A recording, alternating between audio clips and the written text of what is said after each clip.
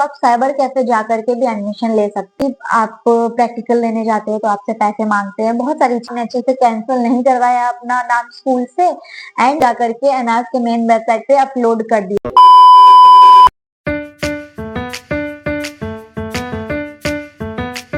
Hello and welcome back to my channel दोस्तों, मेरा नाम है Priyanka Pandey. In case you don't know me, मैं स्टूडेंट हूँ 12th क्लास एनआरएस की। टॉपिक है आज का कि क्या एलिजिबिलिटी होनी चाहिए एनआरएस में एडमिशन लेने के लिए, पीएमए कैसे होता है, प्रैक्टिकल कैसे होता है। मैं आज सारी चीजें बताऊंगी आपको कि मैंने एनआरएस में एडमिशन कैसे लिया। वैसे तो मैंने इन सारी चीजों के बारे में एक किसी ना किसी वीडियो में बता रखा है, लेकिन ये आज प्रॉपर सारे टॉपिक को मिला करके ये वीडियो होने वाली है, क्योंकि मुझसे एक सब्सक्राइबर ने पूछा कि दी आप मुझे बताओ आपने एनआरएस में एडमिशन कैसे लिया, क्या क्या एलिजिबिलिटी होती है, हर एक चीज के बारे में।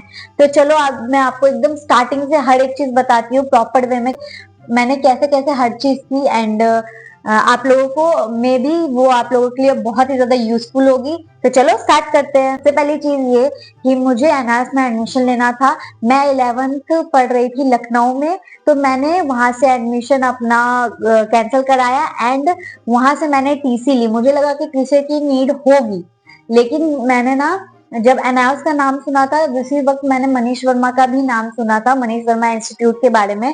तो मैंने सोचा कि मैं इनके थ्रू ही एडमिशन ले लेती हूँ। वो उसमें ना मैंने उनके थ्रू जब एडमिशन लिया तो मुझे कोर्स भी प्रोवाइड हुआ। कुछ एक्स्ट्रा चार्जेस लगे, जैसे 2-3,000 के आसपास लगे थे, मुझे अभी एग्जैक्टली याद नहीं है। जो भी है एक्स्ट्रा चार्जेस लगे, बट उन्होंने मुझे कोर्स प्रोवाइड किया। तो लेकिन उसमें जब मैं गई ना तो एलिजिबिलिटी ये थी कि मुझे 10th की मार्कशीट देनी थी, आधार कार्ड देना था एक एड्रेस प्रूफ के लिए। अगर आपका आधार कार्ड कहीं का है और आप कहीं और रह रहे हो तो आप वो एड्रेस भी उनको बोल करके डलवा सकते हो। अगर आप मनीष वर्मा से नहीं लेना चाहते तो आप साइबर कैफे जा करके भी एडमिशन ले सकते हो। लेकिन मैंने जो टीसी ली थी ना, वो टीसी नीड नहीं थी, उन्होंने टीसी नहीं ली। आप एक चीज हमेशा ध्यान रखना कि अगर आप एनआरएस में एडमिशन ले रहे हो तो सीबीएसई से अपना नाम कैंसिल करवा लेना। ऐसा नहीं होना चाहिए कि आप 11th में आपका नाम चल रहा है, आपने बोल दिया कि मैं अब नहीं आऊंगा, आपने अच्छे से कैंसिल नहीं करवाया अपना नाम स्कूल से एंड आपने एनआरएस में भी एडमिशन ले लिया है। तो ये चीजें है ना कहीं आपको हो सकता है परेशान कर सकती है। ये थी एलिजिबिलिटी। एंड उसके बाद मैंने सब्जेक्ट कॉमर्स ही लिया था। मैंने 11th में भी कॉमर्स ली थी वहां लखनऊ में, एंड मैंने यहाँ पर भी कॉमर्स ली। मेरे एनआरएस जो है ना बुक प्रोवाइड करती है, लेकिन मेरे साथ साथ बहुत सारे बच्चे हैं जिन्हें एनआरएस की बुक प्रोवाइड नहीं हुई थी, लेकिन thanks to Manish Verma institute मैंने करवा लिया वहां एडमिशन। वहां से मुझे जो भी पीडीएफ, जो भी वीडियोस प्रोवाइड होते थे वो मेरे लिए बहुत ही ज्यादा यूजफुल थे। मेरे एटलीस्ट नोट्स कभी नहीं बने होते थे ना, तो मैं उनके पीडीएफ भी पढ़ लेती थी, वो मेरे लिए काफी थी। तो मैं आप लोगों को रेकमेंड करूंगी, अगर आप अपने से नहीं पढ़ पाते हो ना तो आप जरूर इंस्टीट्यूट ले लो। 2-3 हजार का ही फर्क होगा, उससे ज्यादा नहीं होगा। मेरे हिसाब से ना आपको पूरे पैसे मतलब एडमिशन हर एक चीज मिलाकर आपको 6,000 या 7,000 के आसपास ही जाता है, उससे ज्यादा नहीं जाता है। तो मैंने जब एडमिशन लिया था ना तो मैंने अक्टूबर एंड अप्रैल में एग्जाम करवाया था। मेरे 3 सब्जेक्ट एग्जाम अक्टूबर में हुए एंड अब अप्रैल में 2 सब्जेक्ट होंगे। अक्टूबर में जो हुए थे ना वो थे बीएसटी इंग्लिश एंड इकोनॉमिक्स। अप्रैल में पेंटिंग एंड अकाउंटेंसी होने वाले हैं। मैंने एक भारी और एक हल्के सब्जेक्ट को अप्रैल के लिए रखा। अब आपको बताती हूँ कि मैंने पीएमए अपना कैसे लिखा हर एक चीज के बारे में। तो मैंने जिस इंस्टीट्यूट से करवा रखा है ना अपना एडमिशन, उन्होंने ही मुझे सारे टीएमए के सॉल्यूशंस एंड प्रॉब्लम्स प्रोवाइड किए थे। मैंने बस उन चीजों को राइट कर लिया एंड फिर जा करके एनआरएस के मेन वेबसाइट पे अपलोड कर दिया।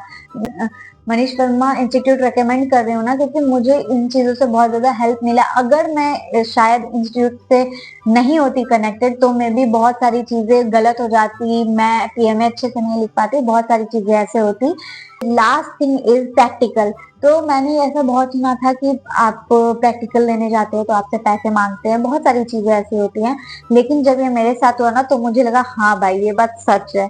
जब मैं गई ना प्रैक्टिकल देने के लिए तो उन्होंने मुझसे कहा बेटा आप 200 रुपए लाए हो प्रैक्टिकल के लिए। मैंने बोला सर ऐसी तो कोई चीज नहीं थी, मेरे हॉल टिकट पे भी मेरे हॉल टिकट पे भी ऐसी कुछ चीजें नहीं लिखी हुई थी। तो उन्होंने बोला नहीं नहीं बेटा 200 रुपए प्रैक्टिकल के लगते हैं। मैंने बोला सर ऐसी तो कोई चीजें नहीं है, क्योंकि मनीष वर्मा यूट्यूब चैनल पे ना हमेशा वो रेगुलर पोस्ट करते रहते हैं वीडियो, ताकि हमें कोई प्रॉब्लम ना हो। उसमें उन्होंने बताया था कि आपसे प्रैक्टिकल के नाम पे पैसे लिए जा सकते हैं, लेकिन आपने फाइल बनाई, आप थोड़ी एग्जाम दे देना, आप वाइवा दे देना, लेकिन पैसे मत देना। तो मैंने वही चीज सेम चीज रिपीट की। मैंने उन्हें कुछ भी नहीं बोला, मैंने उन्हें कुछ भी नहीं दिया। मैंने बस ये बोला कि सर मुझे इस बारे में कोई आइडिया नहीं है, मैंने सारे पैसे दे रखे हैं एंड मेरे पास अभी पैसे भी नहीं है।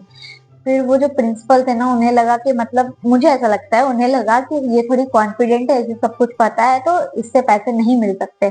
लेकिन आपको एक बात बताऊं, उन्होंने सिर्फ मुझसे ही पैसे मांगे। मेरे साथ जो अगल बगल गांव के लड़की या लड़के थे ना, उनसे पैसे नहीं मांगे उन लोगों ने।